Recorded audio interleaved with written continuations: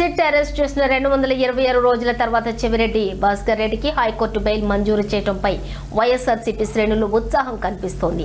అక్రమ మద్యం కేసులో గత ఏడాది జూన్ 18న ఎమ్మెల్యే చెవిరెడ్డి ఆయన అరెస్ట్ అయ్యారు. సుదీర్ఘకాలం జైల్లో ఉన్న ఆయనకు ముఖ్యంగా వెన్నెముక నొప్పి సమస్యతో ఇబ్బంది పడుతున్న సమయంలో ఊరట లభించింది.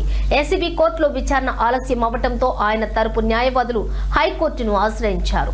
ఈ నేపథ్యంలో చంద్రగిరి నియోజకవర్గం వ్యాప్తంగా పార్టీ కార్యకర్తలు సంబరాలు జరుపుకుంటున్నారు.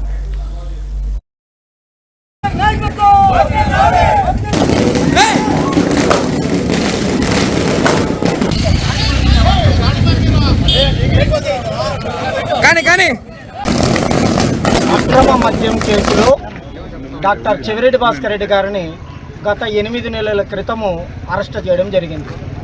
మేము ఆ దినము నుంచి ఈ దినం వరకు చెప్తున్నాం, భాస్కర్ రెడ్డిని అక్రమంగా అరెస్ట్ చేస్తున్నారు. దీంట్లో ఏమీ కూడా ఆయన తప్పు చేయలేదు, తప్పు చేయబోడు. ఆయన శ్రీ వెంకటేశ్వర స్వామి భక్తుడు కనుక ఆ దినము నుంచి ఈ దినము గడువు చేస్తున్న ఆల్కహాల్ అనేది, మద్యం అనేది ఎక్కడ కూడా సరే అతనికి ఎక్కడ కూడా నచ్చదు.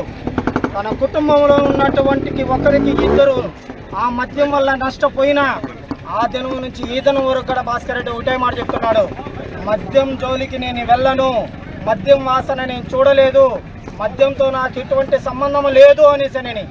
అయినా కుట్రపూరితమైనటువంటి ఈ ప్రభుత్వం డాక్టర్ చెవిరెడ్డి భాస్కర్ రెడ్డి గారిని అక్రమంగా అరెస్ట్ చేసి 8 నెలలైంది.